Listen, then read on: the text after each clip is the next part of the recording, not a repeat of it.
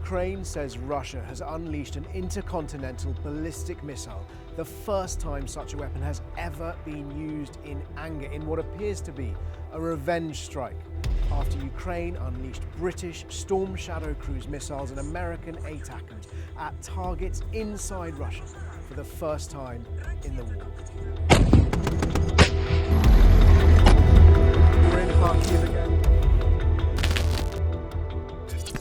My name is Jerome Starkey. I'm the defence editor at The Sun newspaper, and this is Frontline, your weekly roundup of the most important news from the war in Ukraine. We're starting today with reports that Russia has unleashed a Rubezh R-26 intercontinental ballistic missile. Now, this is a missile that is 12 metres long, weighs around 36 tonnes, and it is carried around on a 16-wheel transport vehicle. So it's a ground-launched intercontinental ballistic missile with a range of about a maximum range thought to be around 5,800 kilometres. Now, to put that into perspective, that is long enough, more than long enough, to go from London to New York. And indeed, were it fired from the eastern edge of Russia, it could hit continental United States, it could hit anywhere in Europe and most of Africa and Asia as well. A very powerful weapon. The reason this is the first time such a weapon, if it's been fired, has ever been fired in conflict is that these weapons were developed by the world's great powers after World War II. And whilst they have been tested repeatedly, there's never been a conflict before where they've been used in anger. Ukraine suggesting that one of these weapons was fired at Dnipro, the central city of Dnipro. Those reports as yet are unconfirmed. It reportedly landed, exploded this morning. These missiles can carry nuclear warheads, and if it has been used, then it's hard to escape the interpretation that this is a deliberate message from Russia, a reminder of its military might, a reminder that it has these sorts of weapons in its arsenal. I mean, no one has really forgotten. How could we? Because the Kremlin has rarely gone a day, a week, and certainly not a month without its nuclear saber-rattling threats. But those threats have been ratcheted up over the last week because this has been a really big week for the war in Ukraine. Why? Well, because President Joe Biden has made a surprise U-turn over his de facto ban on letting Ukraine hit Russia with US-supplied ATACMS and British-supplied Storm-Shadow missiles. Now, these are different weapons. The ATACMS is a ground-launched missile. It's fired from the HIMARS or GMLRS launchers, which both Britain and America have supplied, although only America has the ATACMS missile to give Ukraine. It has a reported range of around 190 miles. StormShadow, by contrast, is a stealth cruise missile, a bunker-busting cruise missile, so it has a double fuse system designed to penetrate hardened concrete targets and then explode deep underground, potentially in cellars or bunkers. It is air-launched. It's been modified so that it can be fired from Ukraine's legacy aircraft, Soviet-era aircraft. And it has a declared range of around 150 miles, although suggestions in reality it may be much further. It works once it's fired, it goes down close to the ground, hugs the terrain, and then rises up just before it reaches target in order to sort of slam down almost vertically on the target. StormShadow is made in Britain. France has also donated its equivalent French system called Scalp. The reason that America has been able to ban Ukraine from firing British missiles into Russia is quite technical, but it's two reasons really. One is that these StormShadows rely on American technology as part of their sort of triplicate navigation system. They use GPS, but they use inertial navigation, which effectively is a way of measuring speed, time, distance and direction to know where they are. But they also use terrain recognition. Effectively, they have a camera which tries to map the terrain as they're flying over it. And that technology is American. So that's one reason America's been able to limit where these weapons are fired. And the other reason is fundamentally America is the guarantor of Western and NATO security as the largest power by far in the NATO bloc. And there have been long-running concerns that were these missiles to be fired at Russia, that might escalate the conflict and ultimately lead to direct confrontation between NATO and Russia, lead to an Article 5 war and potentially World War III, a nuclear confrontation that the West has been desperate to avoid. And President Putin shamelessly has exploited those fears at every opportunity to try and deter the West from giving Ukraine these permissions. So how did this happen? Well, on Sunday, the 17th of November, just hours after President Biden made this surprise U-turn, it was reported he'd given permission for Ukraine to use these ATACMS missiles against targets in Russia.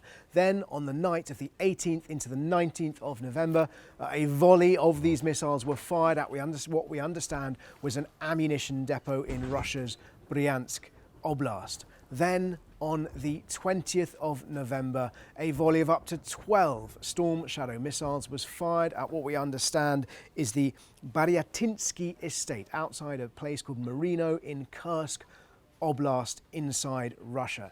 Now, the minute that Biden's decision on ATACMS was made, there was lots of speculation about whether or not there would also be a relaxing of the rules around Storm Shadow. British officials remained very tight-lipped, but did give away that the conversation, the debate was live. On the 20th, reports from Russian military bloggers included what appeared to be video footage of fragments of a Storm Shadow missile with the words Storm Shadow etched into these pieces of shrapnel. Suggestions, this is unconfirmed because it's only just emerging, but suggestions the target was a bunker where North Korean soldiers, possibly even North Korean generals, were based. There has been speculation that the reason President Biden had this change of heart was because of the joint decision by Pyongyang, by North Korea, and by Moscow to deploy some 10,000 North Korean troops into combat in Kursk province. Kursk is significant because it's in Kursk that in August, Ukraine launched a surprise attack, an invasion into sovereign Russian soil, and Ukrainian forces captured a pocket of sovereign Russia, which they have managed to cling on to now for almost the best part of 4 months. Russia bringing in those North Korean troops, a significant escalation because that is the first time uniformed soldiers from a third country have openly entered into battle. I'm clearly, that's separate to the international volunteers who flocked to Ukraine and have joined Ukraine's armed forces. These North Korean soldiers are fighting as members of North Korea's army, the DPRK, and it was that escalation, we understand, that convinced or went some way to convincing President Biden to change his point of view. At the same time this week, we've also seen President Putin signing into law a new nuclear doctrine, which effectively lowers the threshold for Russia to launch a nuclear first strike. Concerns then, of course, in the back of these policymakers' minds that attacks into Kursk, attacks into Bryansk with Western weapons might meet that threshold. And what Vladimir Putin did was he signed this new nuclear doctrine on the day that these reports of ATACMS strikes first emerged. And the new doctrine says that Russia would consider using nuclear weapons if it is attacked by a country backed by nuclear powers. Now, it's hard to see how that language describes anything other than the situation in Ukraine, because Russia is being attacked by Ukraine totally legitimately, because Ukraine is defending itself from an existential invasion, and Ukraine is backed by nuclear powers, by France, by the United States, and the United Kingdom. Now, if Vladimir Putin hoped that nuclear doctrine, that saber-rattling, would deter Ukraine or the West from changing the rules on Storm Shadow missiles, he appears to have been disappointed, because after he signed that doctrine, that new doctrine, these reports of the Storm Shadow strikes emerged.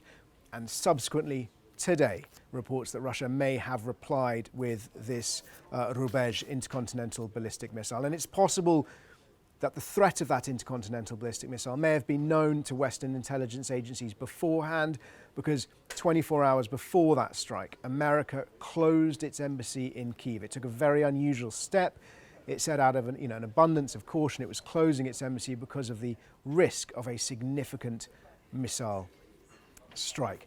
Today, in London, Britain's Defence Secretary John Healey has referenced these, what he called unconfirmed reports of a new ballistic missile attack in Ukraine. But he said that He knew, we knew, he said, that Russia had been planning this attack for months. It would appear that this is a significant escalation.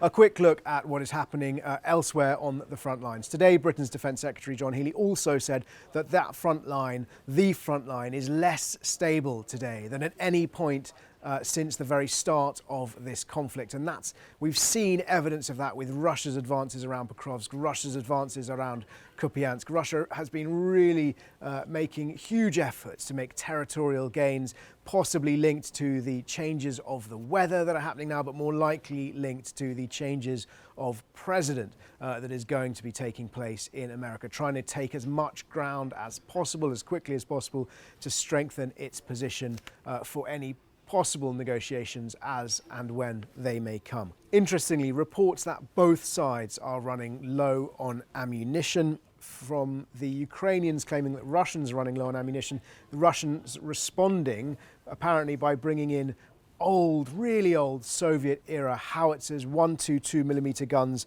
130mm guns. Now, these are smaller weapons than the standard 152mm Russian howitzers, which have been the mainstay of their artillery bombardments. Ukraine also suffering shortages, apparently responding differently by an increased reliance on.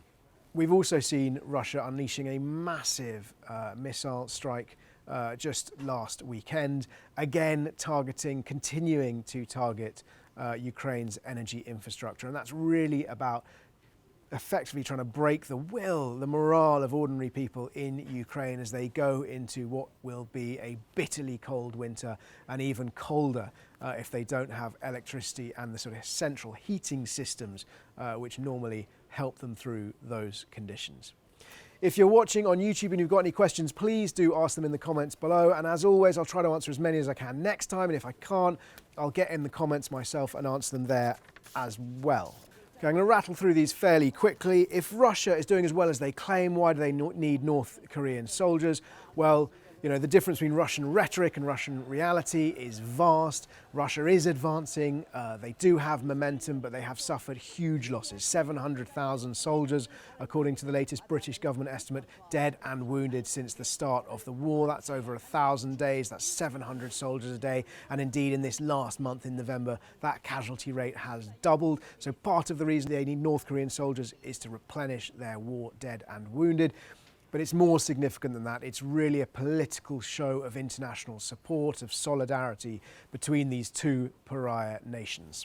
Question number 2, why can't France and the United Kingdom give permission for Ukraine to fire Scalp and Storm Shadow missiles where Ukraine wants to fire them? I've touched on that a bit already, but fundamentally it's because Scalp and Storm Shadow missiles rely on American technology. And whilst Britain or France might have possibly been able to sort of find a workaround, I don't think they certainly wouldn't want to pick that sort of fight with America, while America remains the guarantor, the ultimate guarantor of European and NATO security as the most powerful military power in that bloc. Question number 3, why the caveats? Why give Ukraine weapons but caveat where they can use them? We've addressed this a bit before, but fundamentally it's all about trying to arm Ukraine enough to allow it to repel Russia's invasion, but trying to avoid what they fear would be an escalation that might trigger a direct confrontation between NATO and Russia and trigger World War III. Vladimir Putin and Moscow have clearly played on those concerns as much as they possibly can to try and limit the weapons deliveries, the types of weapons and where those weapons can be used from the West. And we've seen that. We've seen the delays it took to give Ukraine Western battle tanks, the delays it took to give Ukraine F-16 fighter jets, and the delays it's taken to let Ukraine, for example, fire the Storm Shadows into Russia. It's worth pointing out the first Storm Shadows arrived at least by May 2023, so almost a year and a half ago, and they've only just now been fired into Russia for the first time. Why is President-elect Donald Trump pressuring NATO countries to increase their defence spending on GDP when, as we talked about last time, when you look at aid to Ukraine as a percentage of GDP, actually America is right down the league table. It's number 24 in terms of military aid to Ukraine as a percentage of GDP. America has given around 0.4% of its GDP to Ukraine in military aid, compared to much smaller countries, some much smaller countries which are given 2 or 3% of their GDP. Why is Trump pressuring NATO to spend more? Well, for good reason. Because Trump wants Europe to be responsible for Europe's security, or at least to take more responsibility for European security. And that's because America has other battles, other threats it must be ready to face. Most notably, its interests across the Indo-Pacific and the looming threat from China and China's ambition to retake Taiwan. Finally, what news will North Korean soldiers take back to North Korea if they return? It's a good question. It reflects the idea that North Korea is this hermit kingdom. Most people get no opportunity to leave. These soldiers, these 10,000, perhaps 12,000 soldiers, North Korean soldiers who've gone to Russia, what experience of the world are they going to bring back? There have been those unconfirmed reports that actually these soldiers, the first thing they did with unfettered access to the internet was to gorge themselves on pornography. And other people have suggested the best way to defeat them would not be to bomb them with explosives, but with iPads and computers to give them a glimpse of the world that they are missing.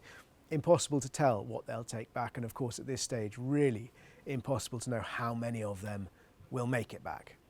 Thanks for watching, and as ever, if you've got the questions, please do ask them in the comments below, and I'll do my best to answer as many as I can next time.